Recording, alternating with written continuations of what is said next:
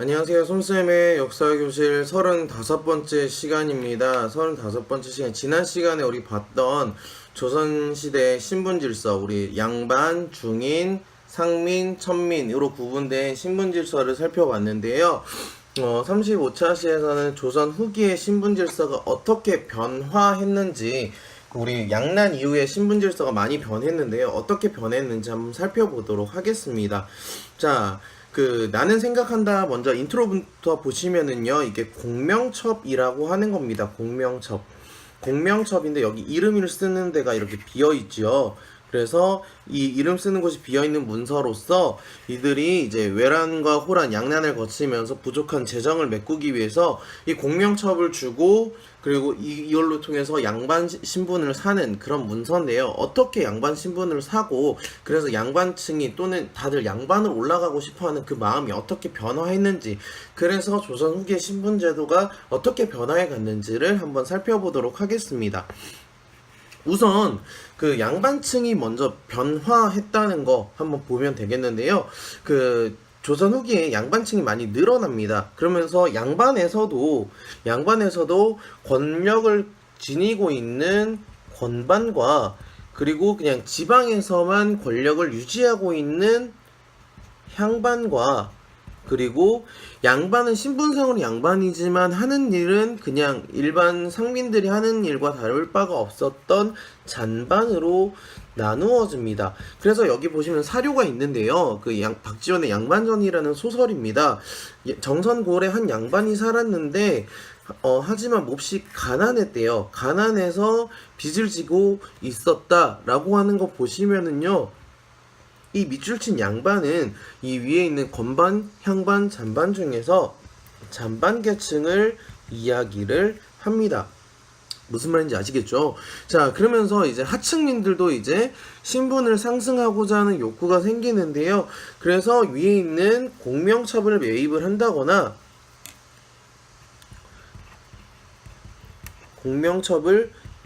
한다거나, 또는 양반의 족보를 구매하거나 위조하는 등의 이제 방법을 통해서 양반의 절대적인 숫자가 크게 늘어나는 것을 살펴볼 수 있습니다. 그래서 여기 일단 보시면은 양반이 처음에는 9.2%였다가 이제는 맞으면 1819세기 들어가면 70%까지 양반 수가 늘어나는 것을 볼 수 있습니다. 양반은 그래서 늘었다 라고 볼 수 있겠죠. 자, 그럼 중인층은 어떻게? 중인층도 양반이 되고 싶어 하겠죠. 그래서 양반을 하기 위해서 서얼들 같은 경우에는 납속이나 공명첩을 통해서 관직을 진출하거나 상소운동, 우리 신분 좀 높여주세요 하고 하는 운동을 전개를 합니다. 그래서 정조 때 규장각에 있는 검서관이라는 청유직에 진출하기도 합니다. 이게 정조 때 있었다라는 거 보시면 되겠고요. 이런 식으로 상소한 글이 이렇게 나와 있습니다. 되시겠죠?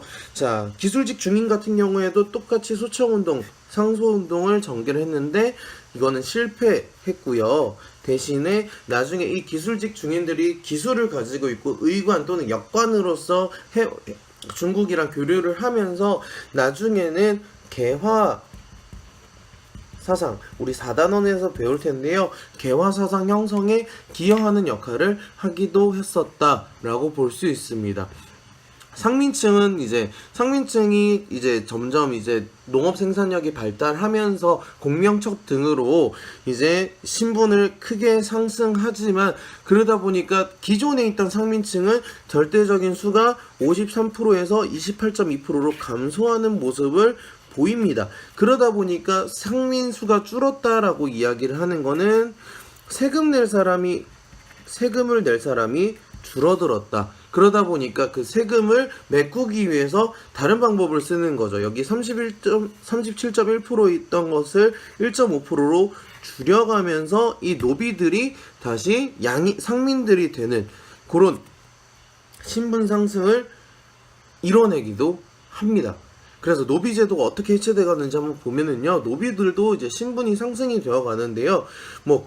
군대에서 공을 세우거나 주인에게 납속, 세금을 내거나 아니면 일정량의 이제 그 경제적인 혜택을 주면서 그래서 신분이 상승되거나 또는 노비 자체가 싫어서 도망을 가거나 해서 노비들이 신분을 상승을 합니다.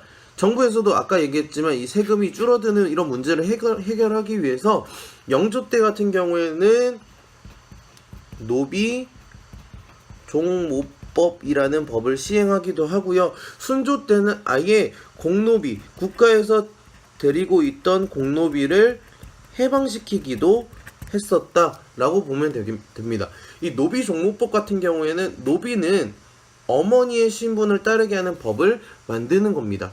그 전까지 그 선생님이 지난 시간에는 일천즉천이라는 이야기를 했습니다. 즉 부모 중에 한 명이 노비면 무조건 노비인데 그게 아니라 어머니만 따르게 하는 이런 법들도 만들어졌었다. 그래서 이런 그래프를 보면은 이 그래프를 통해서 살펴볼 수 있는 조선 후기의 신분 질서의 모습을 보면은 그렇기 때문에 신분 질서가 많이 변화해 갔다라고 볼 수 있는 겁니다. 무슨 말인지 아시겠죠? 여기에 있는 양반전에 있는 사료나 이 그래프나 이런 것들을 통해서 조선 후기 신분 질서가 많이 변화해 갔구나. 즉 양반은 늘어나고 상민은 줄어들고 노비는 따라서 줄어들게 되는, 왜 줄어들게 됐는지는 아까 선생님 설명을 다시 한 번 더 정리해 보길 바랍니다. 그렇다면 조선 후기의 신분 질서가 어떻게 변화해 갔는지 사료를 통해서 한번 살펴보고 오늘 수업을 마무리하도록 하겠습니다. 가를 보시면은요, 옷차림은 신분의 귀천을 나타내는데 상민과 천민이 갓을 쓰고 도포를 입는 것이 마치 조선의 관리나 선비같이 한다. 즉 상인이나 천민도 양반이 되어 갔다라는 것을 의미합니다. 그리고 나 같은 경우에는 근래 아전의 풍속, 이 아전은 중인을 얘기를 하는데요.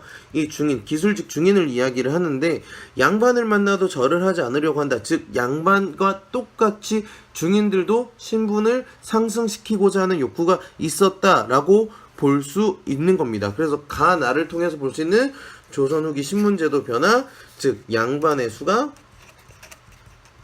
늘어나고 나머지 계층의 수가 감소하려고 했었다라는 거 볼 수 있고요.